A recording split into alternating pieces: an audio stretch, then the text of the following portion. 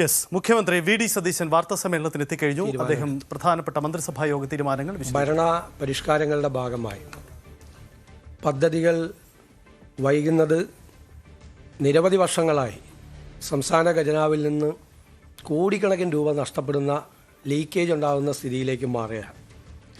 അതുകൊണ്ട് പൊതുഭരണ വകുപ്പിൻ്റെ നേതൃത്വത്തിൽ 5 പരിഷ്കാരങ്ങൾ ഭരണനിർവഹണവുമായി ബന്ധപ്പെട്ട ഒരു ഡിജിറ്റൽ ഇൻഫ്രാസ്ട്രക്ചർ രൂപീകരിക്കുന്നതിന് 5 കാര്യങ്ങൾ തീരുമാനമെടുത്തിട്ടുണ്ട്.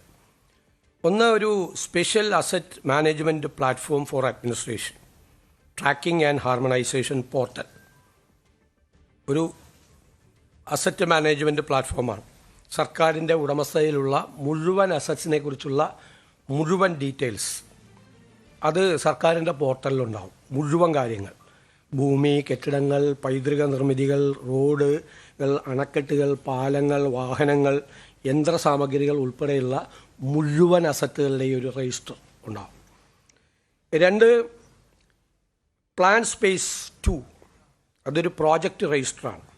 എല്ലാ വകുപ്പുകളും അനുമതി നൽകുന്ന എല്ലാ ക്യാപിറ്റൽ പ്രോജക്ട്സ്, മൂലധന, ആദ്യത്തെ കാര്യം plan space 2.0, plan space project രജിസ്റ്ററാണ്. പ്ലാൻ അതായത് എല്ലാ വകുപ്പുകളും അനുമതി നൽകുന്ന എല്ലാ മൂലധന പദ്ധതികൾ, അതായത് ക്യാപിറ്റൽ പ്രോജക്ട്സ്, അതെല്ലാം ജിയോ ടാഗ് ചെയ്യും.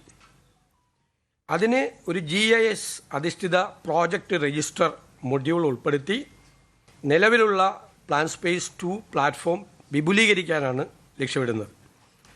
നിലവിൽ 1900-ലധികം, ഏകദേശം 2000-ഓളം പ്ലാൻ പദ്ധതികളുടെ സാമ്പത്തികവും ഭൗതികവുമായ പുരോഗതി ഇതിപ്പോൾ ട്രാക്ക് ചെയ്യുന്നുണ്ടെങ്കിലും ഇതിൽ ജിയോ മാപ്പിംഗ് സംവിധാനമില്ല. പോർട്ടലിൻ്റെ സിംഗിൾ മാപ്പ് ലെയറിൽ പദ്ധതി നടപ്പാക്കുന്ന സ്ഥലം, കോർഡിനേറ്റുകൾ, നടപ്പിലാക്കുന്ന ഏജൻസികൾ, ഇത് ചെയ്യുന്നത്, അനുമതി നൽകുന്ന അധികാരികൾ, ഫണ്ടിൻ്റെ സോഴ്സസ്, നിർമ്മാണ ഘട്ടങ്ങൾ, ഇതെല്ലാം ഈ പ്രോജക്റ്റ് രജിസ്റ്ററിലൂടെ എല്ലാ പ്രോജക്റ്റുകളും ട്രാക്ക് ചെയ്യാൻ വേണ്ടിയിട്ടുള്ള സംവിധാനമാണ്. 3, ഗവൺമെൻറ് സ്ഥാപനങ്ങളുടെ സമഗ്രമായ ഒരു രജിസ്ട്രി, ഒരു അസറ്റ് രജിസ്റ്റർ. 591 ഇൻസ്റ്റിറ്റ്യൂഷൻസ് ഉണ്ട് സർക്കാരിൻ്റെ കീഴിൽ. ഏകദേശം 19,000 കോടിയോളം രൂപയാണ് ഇതിൻ്റെ സാലറി ആയിട്ട് പോകുന്നത്. പലതും പല കാലത്ത് രൂപീകരിച്ച സ്ഥാപനങ്ങളാണ്. ആ ഉദ്ദേശ ലക്ഷ്യങ്ങൾ കഴിഞ്ഞിട്ടും പല രീതിയിൽ അത് തുടരുകയാണ്. പല സ്ഥാപനങ്ങളും പലരും ഡെപ്യൂട്ടേഷനിലൊക്കെ പോവുകയാണ് പല ഡിപ്പാർട്ട്മെൻറ്റുകളിൽ നിന്നും. അതെല്ലാം നമ്മളിന്ന് സമഗ്രമാക്കും. അത് ഒരേ സ്വഭാവമുള്ള ധാരാളം സ്ഥാപനങ്ങളുണ്ട്.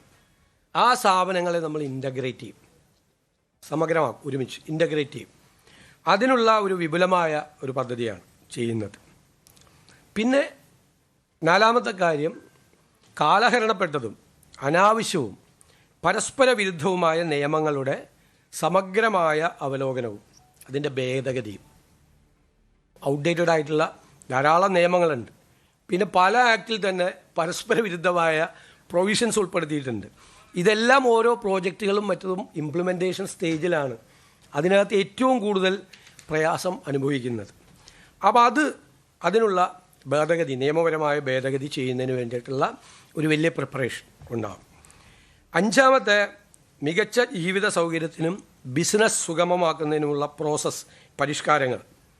അതായത് ബിസിനസ്സുകൾ ആയിട്ട് വരുന്നവരൊക്കെ കേരള സർക്കാരുമായി നടത്തുന്ന ഇടപെടലുകളിൽ ലളിതമാക്കുന്നതിനായിട്ട് നിയമങ്ങൾ, ചട്ടങ്ങൾ എന്നിവ ആധുനികവൽക്കരിക്കുന്നതിന് വേണ്ടിയിട്ടുള്ള സംസ്ഥാനതല പ്രോസസ് റീ എഞ്ചിനീയറിംഗ് പരിപാടിയാണ്.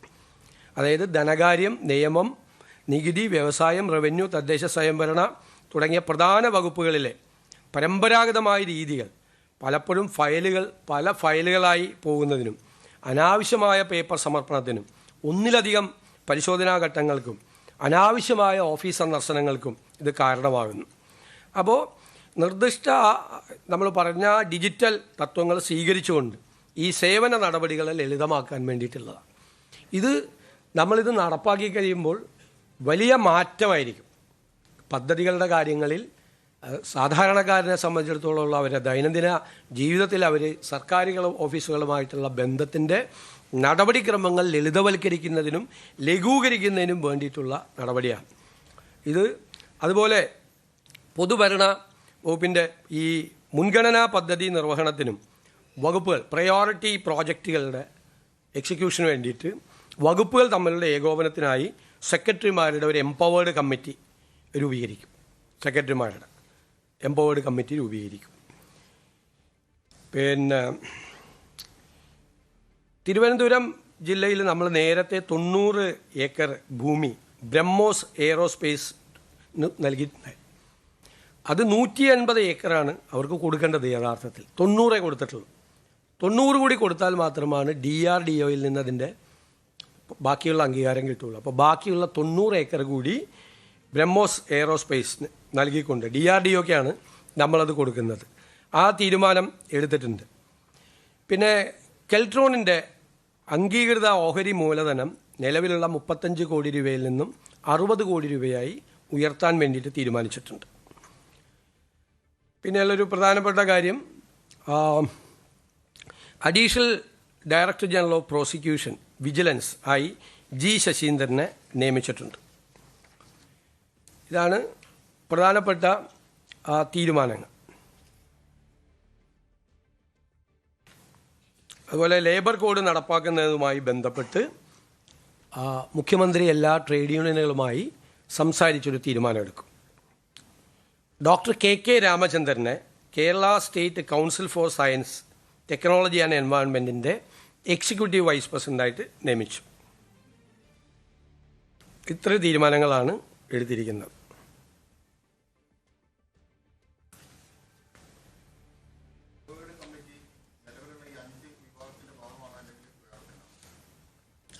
അത് വേറെ ഒരു രണ്ടാമത്തെ തീരുമാനം.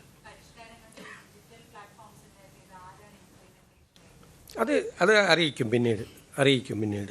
അതിൽ നമുക്ക് സംസ്ഥാനത്തുള്ള ഏജൻസികളെ ഏതെല്ലാം തരത്തിൽ ഫലപ്രദമായി ഉപയോഗിക്കാൻ പറ്റും ആ ഏജൻസികൾ ഉപയോഗിക്കും. കാരണം നമ്മുടെ ഡേറ്റ സെക്യൂരിറ്റിയൊക്കെ വളരെ പ്രധാനപ്പെട്ട കാര്യമാണ്. ഇപ്പം നമ്മൾ പോർട്ടൽ ചെയ്തിരിക്കുന്നത് ഡിജിറ്റൽ യൂണിവേഴ്സിറ്റിയാണ് ചെയ്തിരിക്കുന്നത്. പോർട്ടൽ 100 ഡേയ്സിൻ്റെ പ്രോജക്റ്റ് ചെയ്തിരിക്കുന്ന ഡിജിറ്റൽ യൂണിവേഴ്സിറ്റിയാണ് പോർട്ടൽ. കേരളത്തിൽ തന്നെയുള്ള ഏജൻസിയാണ്. പിന്നെ അവരുടെ പരിമിതിക്ക് അപ്പുറം വന്നാൽ മാത്രമാണ് മറ്റ് ഏജൻസികളെ, സംസ്ഥാനത്തുള്ള ഏജൻസികളെ തന്നെ ഫലപ്രദമായി ഉപയോഗിക്കും. അതിൻ്റെ പരിധിക്ക് അപ്പുറത്ത് വരുവാണെങ്കിൽ മാത്രമാണ് മറ്റ് ഏജൻസികളെക്കുറിച്ച് നമ്മൾ ആലോചിക്കുക.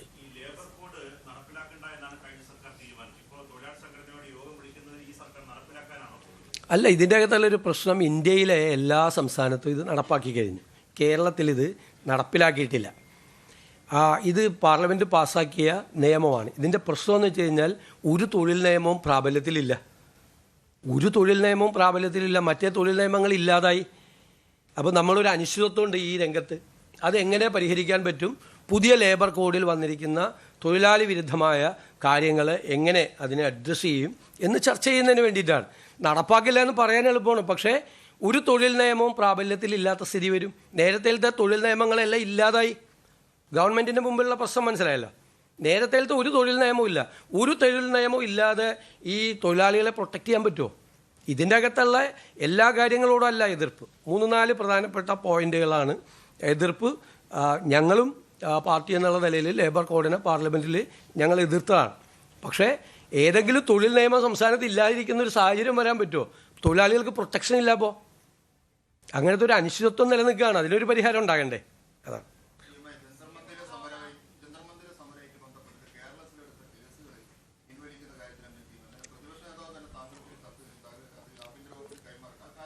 അത് ആഭ്യന്തര വകുപ്പ് പരിശോധിച്ച് വേണ്ട ഉചിതമായ നടപടികൾ സ്വീകരിക്കും.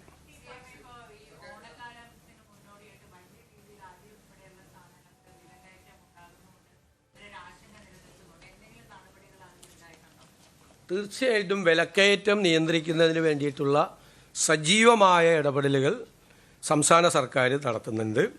സർക്കാരിൻ്റെ 2 മാസത്തെ പ്രവർത്തന കാലയളവിൽ 448 കോടി രൂപ ഇപ്പം തന്നെ വകുപ്പിനായി അനുവദിച്ചു.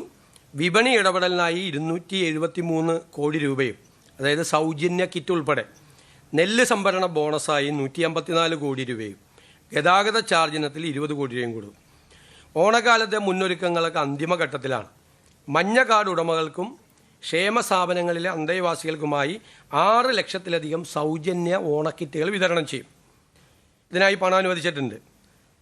854 രൂപ ചെലവ് വരുന്ന 16 ഇനങ്ങൾ അടങ്ങിയ കിറ്റുകളുടെ വിതരണം ഓഗസ്റ്റ് 10 മുതൽ 20 വരെ നടപ്പാക്കും.